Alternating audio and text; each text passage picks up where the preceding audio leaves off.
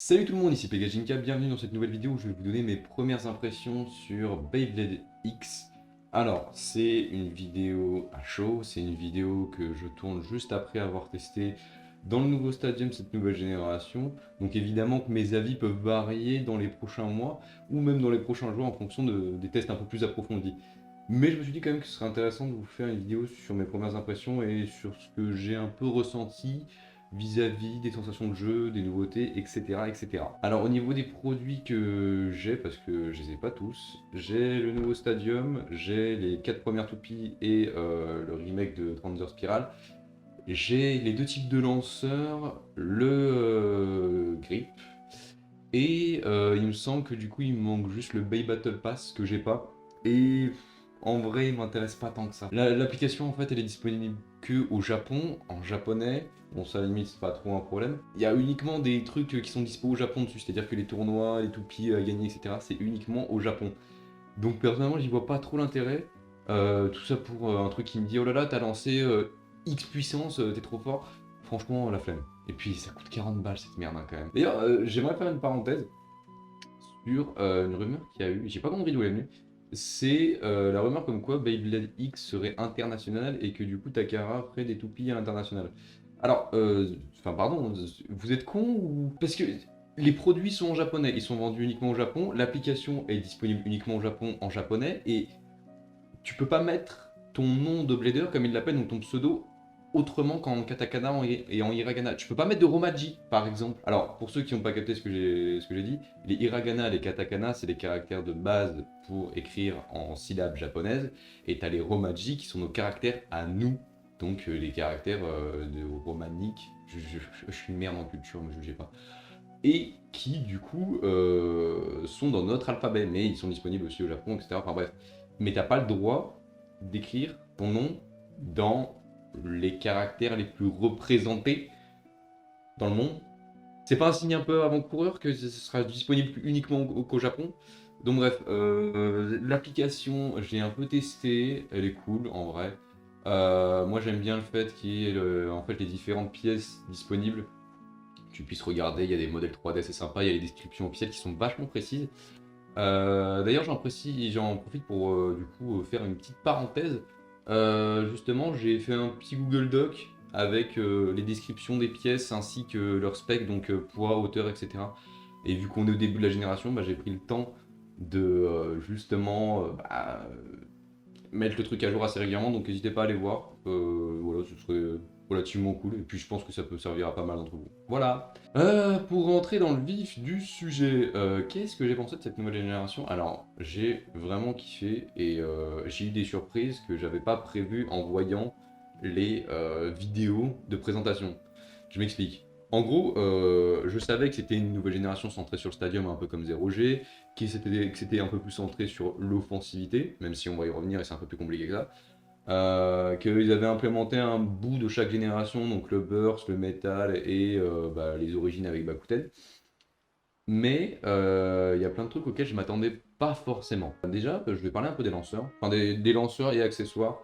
Alors, moi j'ai toujours été un joueur lanceur string launcher. Voilà.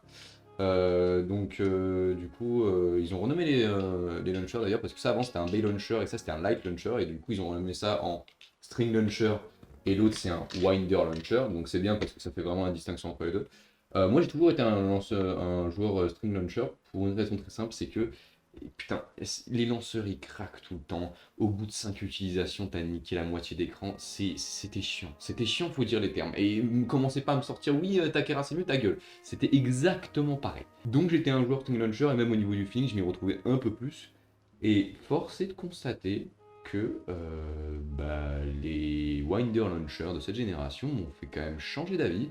Alors, je pense rester quand même sur un String Launcher parce que j'ai l'habitude et c'est aussi le feeling qui parle.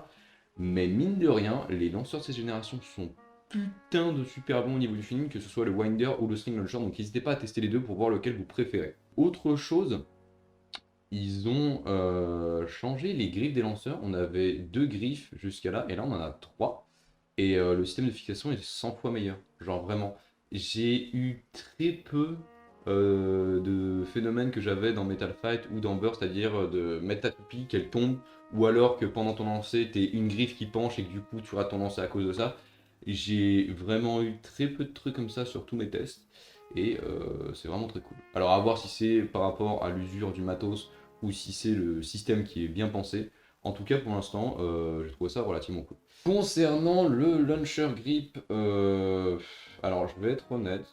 Ah, j'ai découvert encore un truc. D'accord, ça c'est pour. Ok, je vais expliquer après. J'ai jamais été un grand fan des launcher grip. Personnellement, je trouve que ça fait une extension en trop dans la main. Je trouve ça chiant, j'aime pas. Ceci étant, je suis forcé de constater que. Alors, moi j'ai des grandes mains, donc ça fait plaisir. Qu'ils ont étendu un peu la longueur des launcher grip et qu'ils ont amélioré la prise en main. Parce que du coup, moi je peux les prendre à pleine main et c'est quand même cool. Ils ont changé un peu le système. Dans Burst, c'était un truc que tu clipsais et le truc c'est que ça s'usait en fait avec le temps. Et là en fait ils ont mis un lock. Donc en gros t'as. Alors vous verrez pas d'ici mais je vous ferai un plan rapproché. C'est un truc que tu tires. Tu peux emboîter ton lanceur dedans. Et du coup paf, le truc est verrouillé et tu te secoues dans tous les sens, c'est pas grave, ça reste quand même. C'est plutôt bien pensé, je vais pas m'en servir parce que j'aime pas ça les launcher grip. Mais pour ceux qui aiment bien, bah, c'est littéralement la meilleure version de ce qu'on a eu aujourd'hui. Je suis pas en train de dire que les anciens produits étaient mauvais, je suis en train de dire que c'est mieux maintenant. Euh, Ça marche aussi pour les winders, du coup, les winder launcher. Là, je crois que je l'ai mis en mauvais sens. Ouais, je l'ai mis en configuration gaucher. Bon, c'est pas grave. Donc voilà, niveau des lanceurs, c'est quand même relativement mieux qu'avant. Et bah, c'est plutôt cool. Concernant du coup le nouveau système de manière générale, je vais pas donner mon avis sur les bays particulièrement parce que ce sera l'objet de bay review en particulier sur les bays. Non, je vais vraiment me concentrer sur l'ensemble du système et le feeling que j'ai eu avec la génération entière pour le moment. Et je précise qu'évidemment, j'ai eu droit qu'à 5 toupies pour l'instant et que c'est pas assez pour juger une génération entière. C'est juste mes premières impressions sur le sujet. Mine de rien, ce nouveau système, je l'ai quand même trouvé vachement sympathique et vachement intéressant.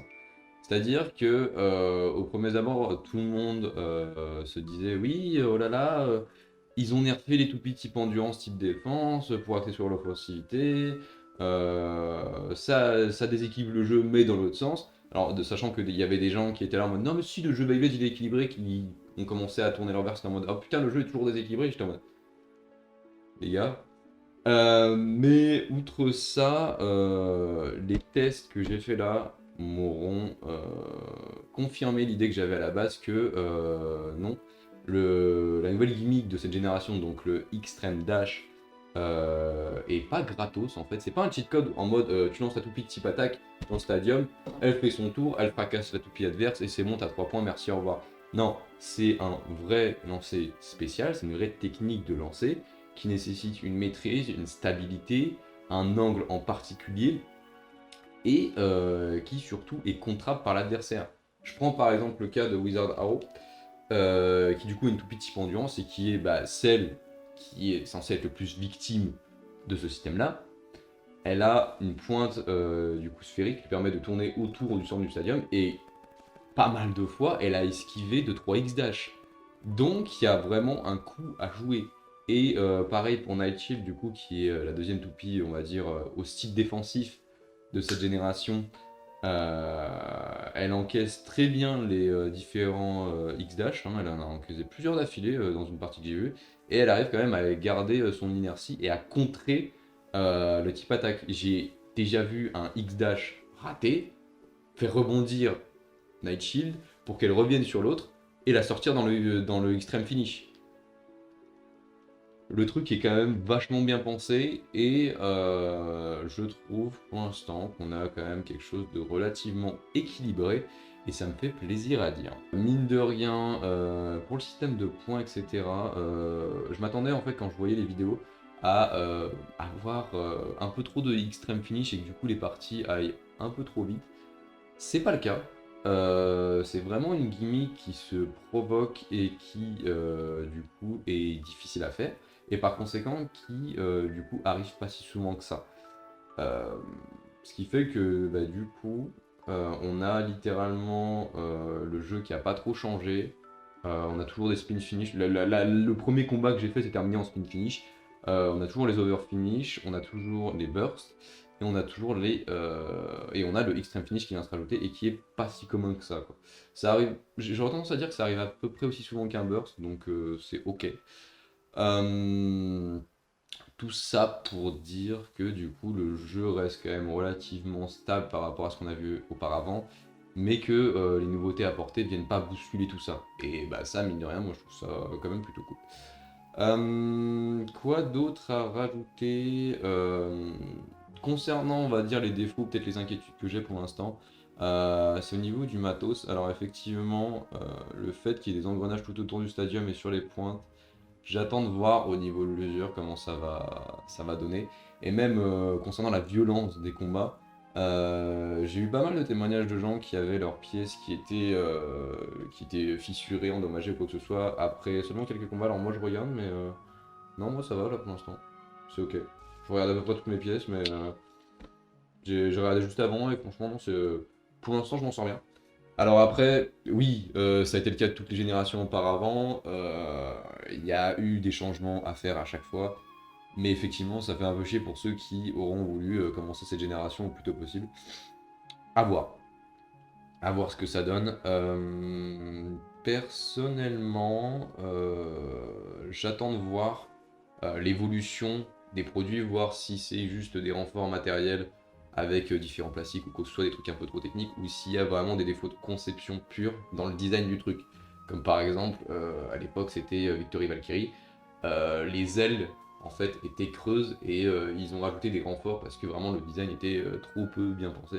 Et ça pour le coup c'était vraiment un problème. Alors aussi dans les défauts de cette génération, il y a le X-Line, là, ouais, je vais essayer de pas tout casser.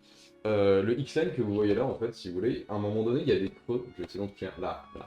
Il y a des creux, et c'est arrivé une fois dans tous mes tests, mais c'est arrivé quand même, il y ait une pointe comme needle, donc conique, qui se coince dedans. Et bah en fait, j'avoue que je sais pas trop comment le prendre. Si c'est un truc intrinsèque à la génération et avec lequel il faut jouer, ou si c'est un défaut qui vont corriger plus tard, j'avoue que j'en sais trop rien. Et puis pareil, le fait que la X-Line soit pas fixée complètement et que tu puisses l'enlever. Alors je l'ai pas enlevé hein, pour l'instant, hein. Mais non, non, mais ça, oui, non, non, ça se clip, ça se démonte. À voir ce que ça va donner, s'ils vont faire différents rails en fonction du coup de la forme du stadium, etc. Je pense clairement que va y avoir des trucs à jouer parce que ça peut pas se démonter comme ça sans qu'il y ait un truc à jouer avec. Je sais pas si j'ai grand chose d'autre à rajouter. Non, moi j'ai kiffé pour l'instant. À la limite, si oui, concernant du coup Dranzer S, donc le remake, elle a vraiment un feeling différent des quatre autres en fait, et je trouve ça cool parce que du coup ça lui fait une spécificité due, j'imagine, à son statut de remake, etc. Et c'est pas pour autant qu'elle en est injouable comme certains pouvaient le dire dans la génération Burst. C'est-à-dire que là la différence est encore moins justifiable que dans les générations d'avant. Donc non, franchement plutôt cool. J'ai évidemment hâte de voir la suite avec bah, du coup Nightlands, Shark Edge qui va sortir, je sais pas quand, mais il me semble que c'est dans un random booster. Voilà, c'est à peu près tout ce que j'avais à dire sur bah, du coup la nouvelle génération Beyblade. N'hésitez pas à me dire vous, si vous l'avez testé, bah, du coup ce que vous en avez pensé, ce que vous avez plutôt aimé, ce que vous avez plutôt déprécié. Ça m'intéresse vraiment. Donc bah voilà, on se retrouve dans une prochaine vidéo très bientôt les petits amis, et bah à la prochaine. Ciao ciao.